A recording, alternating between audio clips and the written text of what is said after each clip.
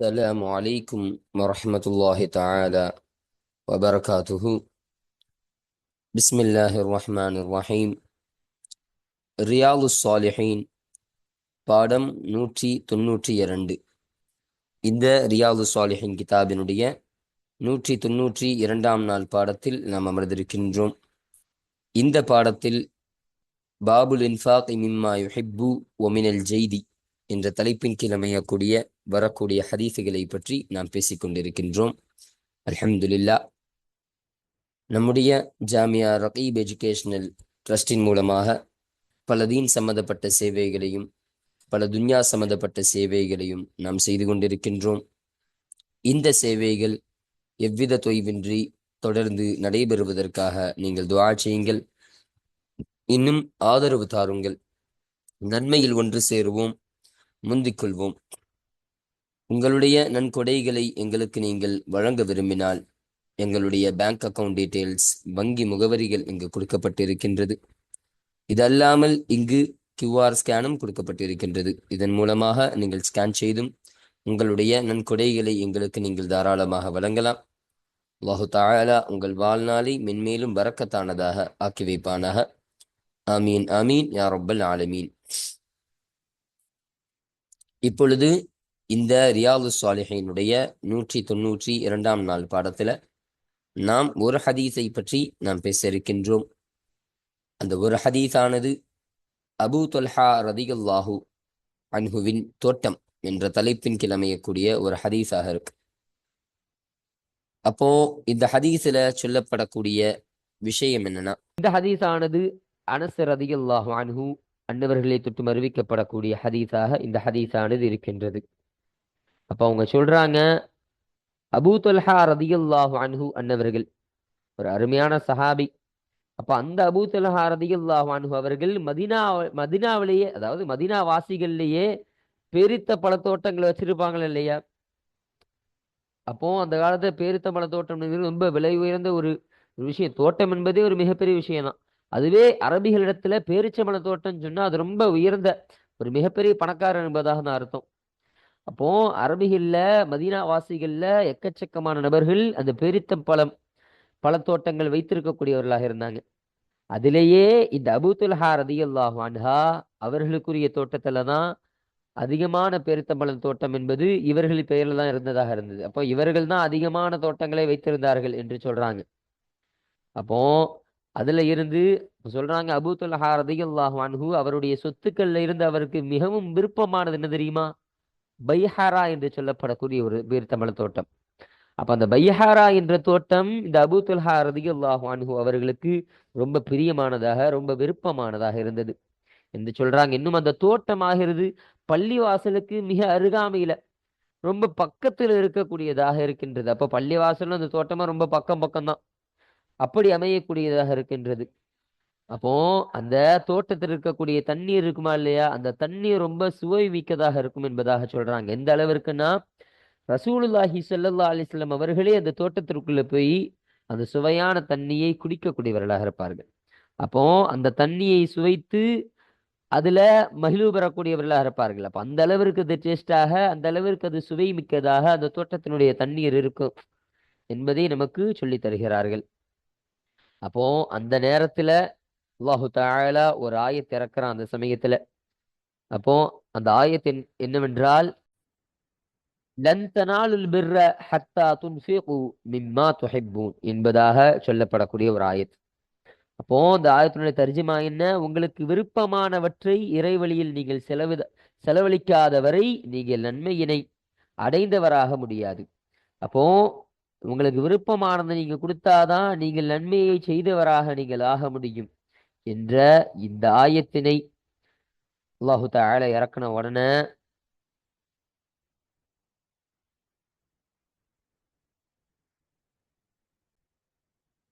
அந்த Abu Talha ரலியல்லாஹு அன்ஹு அன்னவர்கள் ஸல்லல்லாஹு அலைஹி வஸல்லம் அவங்கள்ட்ட வராங்க. யா ரசூலல்லாஹ், அல்லாஹ் உங்கள் மீது இத்தகைய வசனத்தை இறக்கி இருக்கிறான். நீங்க எதை விரும்புகிறீர்களோ அந்த ஒன்றை செலவு செய்தால்தான் நீங்கள் நன்மையை செய்தவர்களாக நீங்கள் ஆவீர்கள் என்ற இந்த வசனத்தை அல்லாஹு தஆலா இறக்கி தரக்கூடியவனாக ஆகிட்டான். இப்ப இந்த ஆயத்தை இறக்கி தந்திருக்கிறான். அதனால இந்த வசனத்தை நான் பின்பற்றுவதாக இருக்கிறேன். அப்ப இந்த வசனத்தை என்ன சொல்லி இருக்குதோ அந்த காரியத்தை நான் செய்வதாக நான் நாடுறேன் யார சொல்லலாம். அதனால என்னுடைய தோட்டத்திலேயே எனக்கு ரொம்ப விருப்பமானது பைஹாரா என்ற தோட்டமாக தான் இருக்கு. அந்த பைஹாரா தோட்டத்தை நான் அல்லாஹுடைய வழியில நான் தர்மம் செய்து விடுகிறேன் யார சொல்லலாம் என்று அபூ தல்ஹா ரலியல்லாஹு அன்ஹு அன்னவர்கள் சொன்னார்கள். சொல்லிட்டு சொன்னாங்க, யா ரசூலல்லாஹ், இதன் மூலமாக நன்மையையும் நற்கூலியையுமே அல்லாஹ்விடத்தில் நான் ஆதரவு வைக்கக்கூடியவனாக இருக்கிறேன் யா ரசூலல்லாஹ்.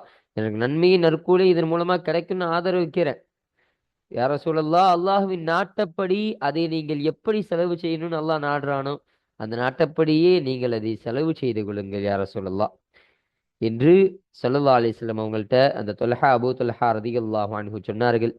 அப்போ ஸல்லல்லாஹு அலைஹி வஸல்லம் அவங்க, ரொம்ப நல்லது அபூ தொல்ஹாவே, நீ செய்தது ரொம்ப நல்ல விஷயம் என்பதாக சொல்லிட்டு, இது லாபம் தரும் சொத்தாகும், இது லாபம் தரும் சொத்தாகும் என்பதாக ஸல்லல்லாஹு அலைஹி வஸல்லம் அவர்கள் 2 முறை சொன்னாங்க. அப்போ 2 முறை சொல்லிட்டு ஸல்லல்லாஹு அலைஹி வஸல்லம் ஒரு விஷயத்தை சொல்றாங்க. இது விஷயமாக நீங்கள் சொன்னதை நான் கேட்டிருக்கிறேன் அபூ தொல்ஹா.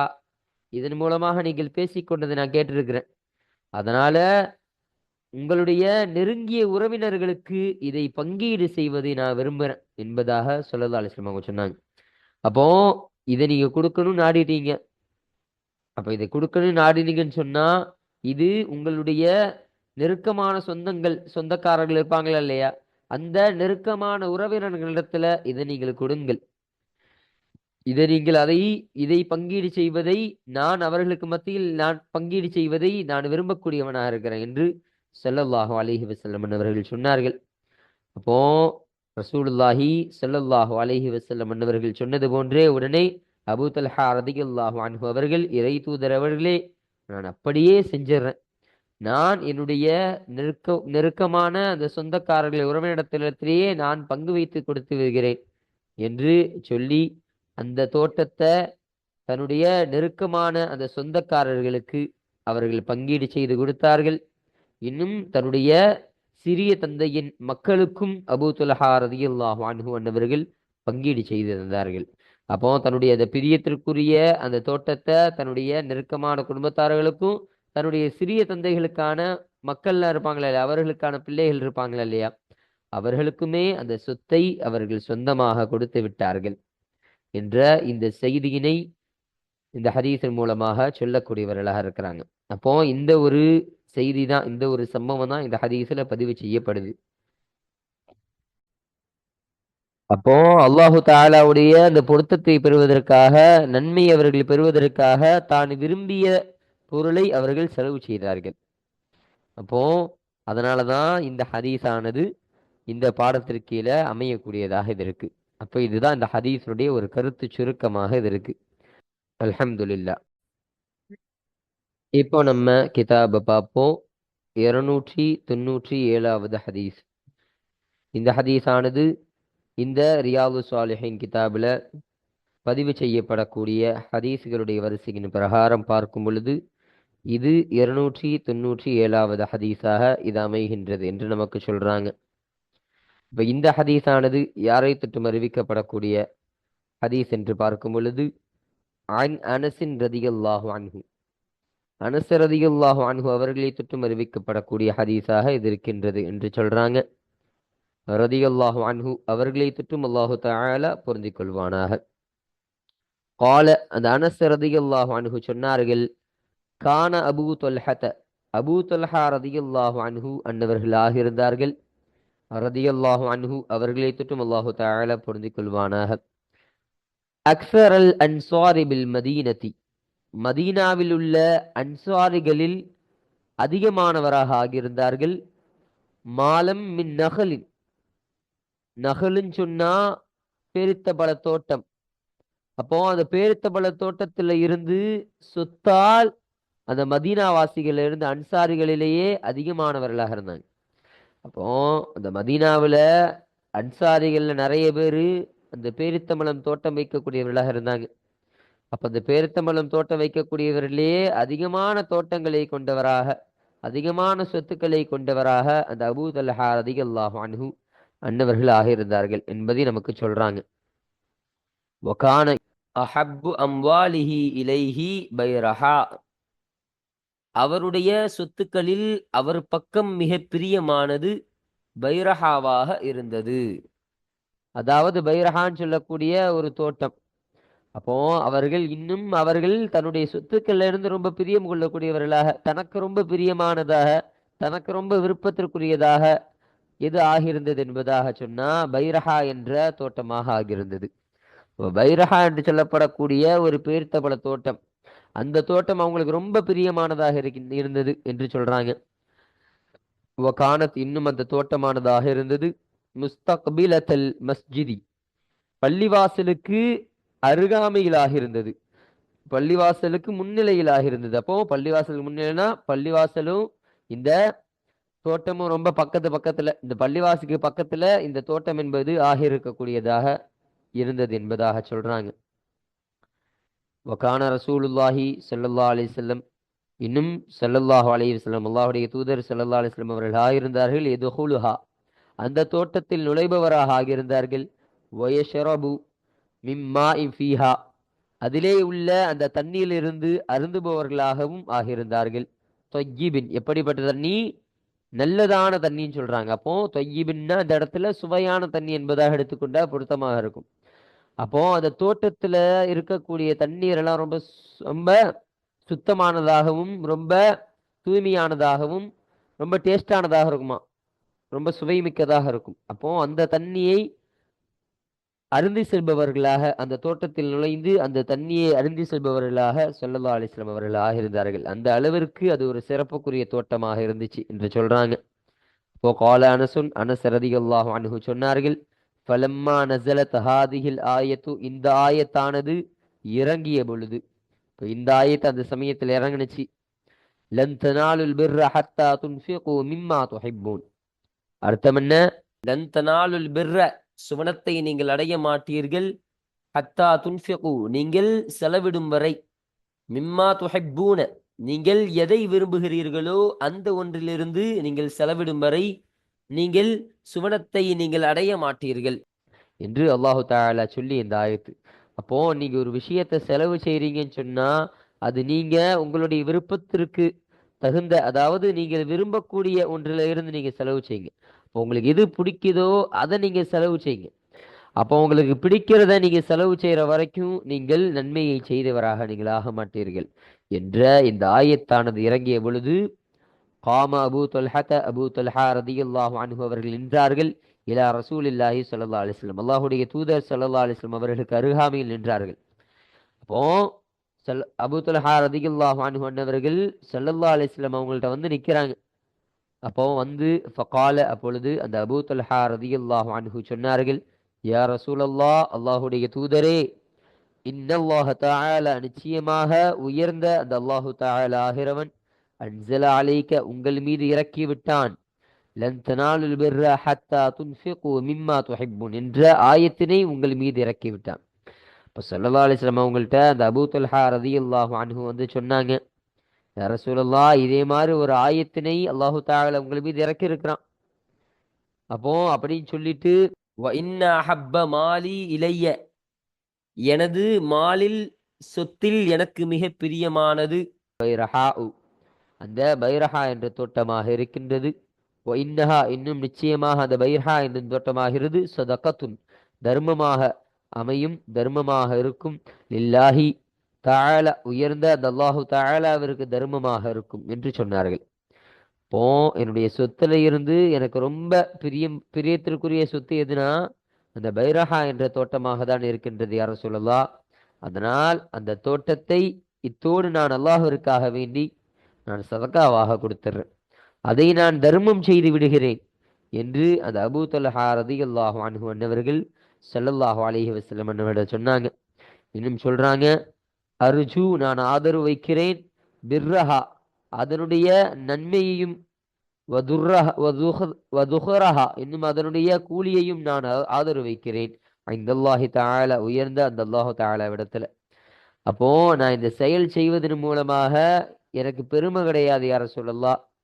எல்லாரும் இவ்வளவு பெரிய தோட்டத்தை சதக்காவாக அல்லாஹ்விற்காக கொடுத்துட்டார்களே என்று புகழ்ந்து பேசுவதற்காக நான் கொடுக்கல யார சொல்லலாம். இந்த ஒரு காரியத்தை கொண்டு நான் நன்மையை பெறக்கூடியவனாக இருக்கிறேன், நன்மை என்பதை எனக்கு அடையக்கூடியவனாக இருப்பேன் என்பதை நான் ஆதரவு வைக்கிறேன். அப்போ கூலி என்பது எனக்கு கிடைக்கக்கூடியதாக இருக்கும், நன்மை என்பது எனக்கு கிடைக்கக்கூடியதாக இருக்கும் அல்லாஹ்விடத்தில் என்பதாக நான் ஆதரவு கொள்ளக்கூடியவனாக இருக்கிறேன். அதனால்தான் நான் இதை சதக்காவாக, நான் இதை தர்மமாக கொடுக்கிறேன் என்று சொன்னார்கள். இன்னும் சொன்னார்கள் ஃபலஅஹா யா ரசூலல்லாஹ், அல்லாஹ்வுடைய தூதரே அதை நீங்கள் வைத்துக் கொள்ளுங்கள், ஹைசு அராக்கல்லாஹ், அல்லாஹ் உங்களுக்கு காண்பித்த விதத்தில் அல்லாஹ்வுடைய தூதரே அதை நீங்கள் வைத்துக் கொள்ளுங்கள் என்று சொன்னார்கள். அப்போ அல்லாஹ் இதை எப்படி நிர்ணயிச்சு கொடுக்கறதுக்கு, எப்படி பங்கு வைத்து கொடுப்பதற்கு அல்லாஹு தாலா தீர்மானிச்சிருக்கிறானோ, அல்லாஹு தாலா நாடி விட்டானோ, அவருடைய நாட்டத்தை போலவே நீங்கள் பங்கு செய்து கொள்ளுங்கள், நீங்கள் செலவு செய்து நீங்கள் பங்கு வைத்துக் கொள்ளுங்கள் யார சொல்லலாம் என்று ஸல்லல்லாஹு அலைஹி வஸல்லம் அவர்களிடத்துல அந்த அபூ தல்ஹா ரலியல்லாஹு அன்ஹு அவர்கள் சொல்லி தந்தார்கள்.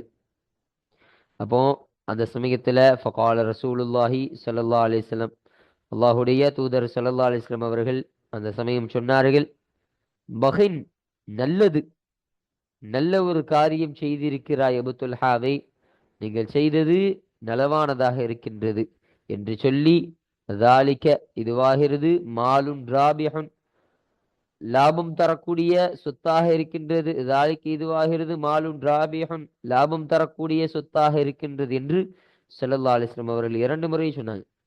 அப்போ இது சாதாரணமான சொத்து கிடையாது அபூ துல்ஹா, இதன் மூலமாக லாபங்கள் பெருகிக் கொண்டே வரக்கூடியதாக இருக்கு.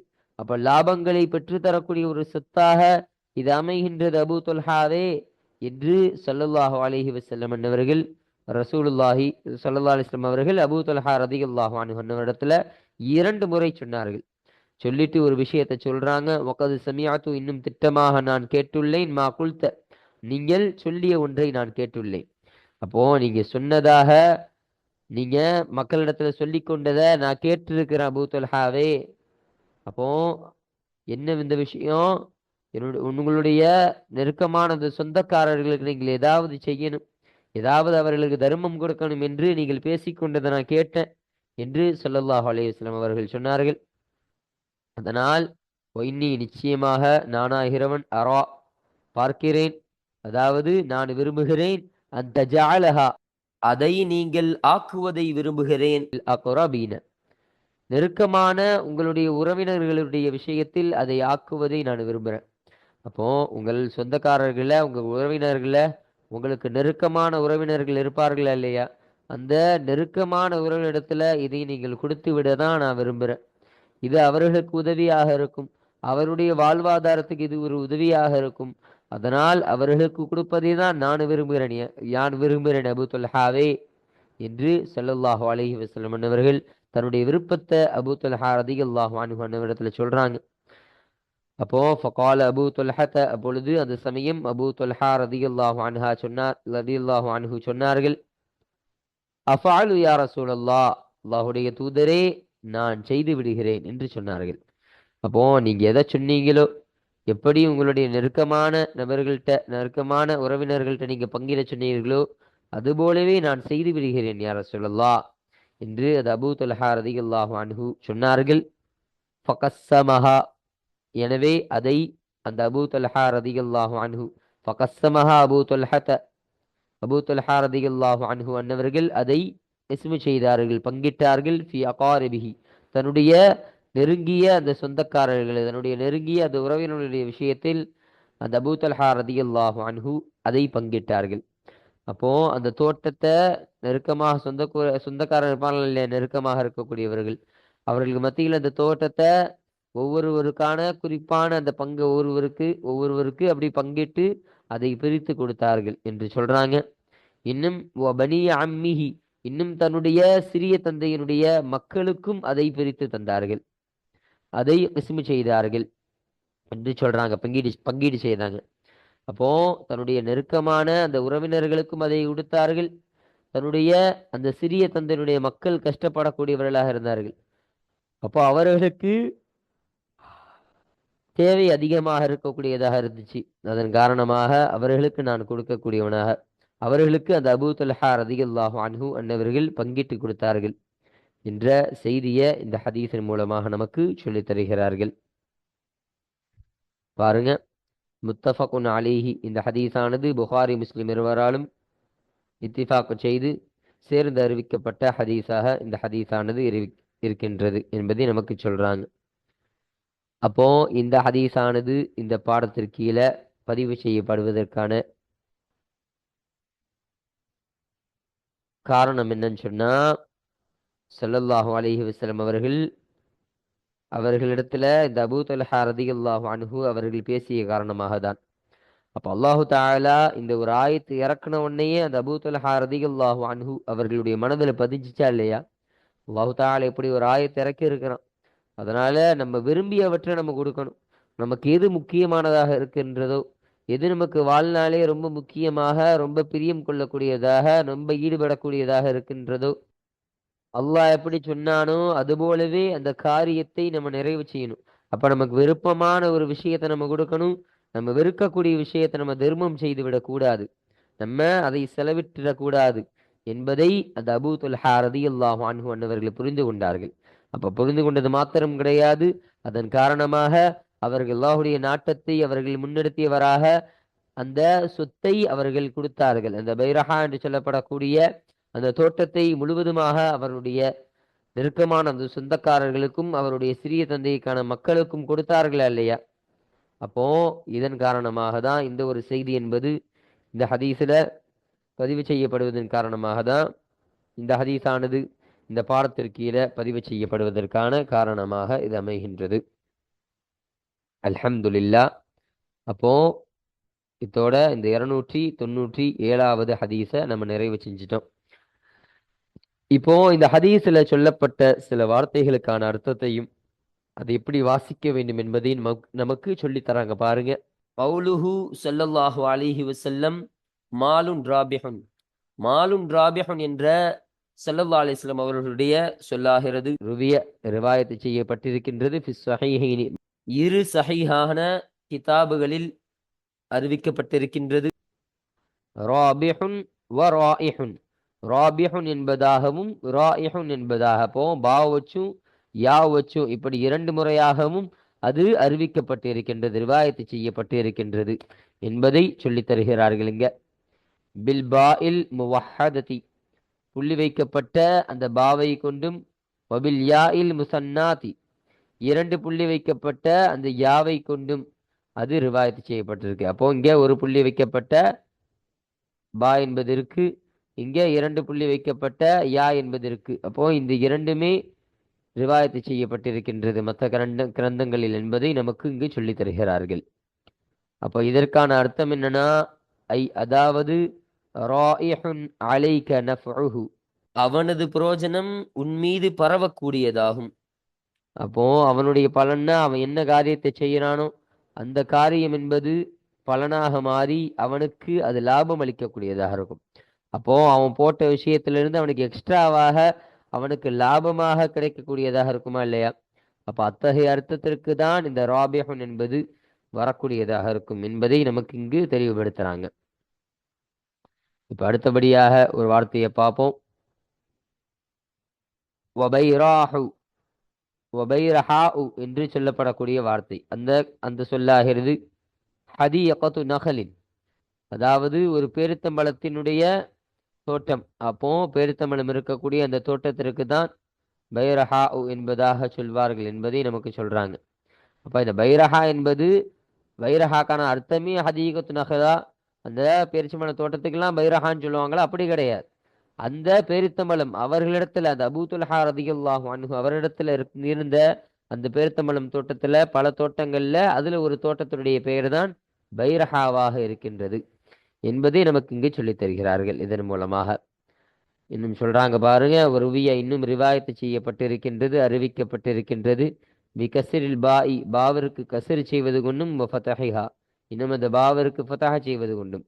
அப்ப பைரஹாஉ என்பதாகவும் ரிவாயத் செய்யப்பட்டிருக்கு.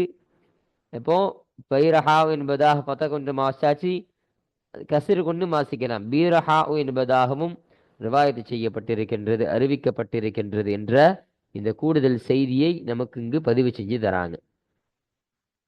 அப்போ இதுதான் இந்த பாடத்துல சொல்லப்பட்ட வார்த்தைகளுக்கான அர்த்தமும் அதை எப்படி வாசிக்க வேண்டும் என்ற முறையும். அப்போ அல்ஹம்துலில்லா இன்றைய பாடத்துல இந்த 297வது ஹதீஸை குறித்தான செய்திகள், தர்ஜுமாக்கள், அதுல சொல்லப்படக்கூடிய விஷயங்கள் என்பதை குறித்து எல்லாம் இந்த ஹதீஸின் மூலமாக நம்ம சொன்னோம் என்பதை குறித்தெல்லாம் நம்ம இந்த ஹதீஸை பார்த்தோம். இப்போ இன்ஷா அல்லாஹ் அடுத்த பாடத்துல இந்த ரியாது சாலிஹின் கிதாபில் பதிவு செய்யப்படக்கூடிய 38வது பாடமான இந்த பாடத்தை குறித்த அறிமுகங்களையும், அதில் சொல்லப்படக்கூடிய ஆயத்துக்களையும், அதில் சொல்லப்படக்கூடிய ஹதீஸுகளையும் பற்றி முழுமையாக நம்ம பார்க்க இருக்கிறோம். அல்ஹம்துலில்லா. வாஹிர் தஅவானா அனில் ஹம்துலில்லாஹி ரப்பில் ஆலமீன். அஸ்ஸலாமு அலைக்கும் வரஹ்மத்துல்லாஹி தஆலா வபரகாத்துஹு.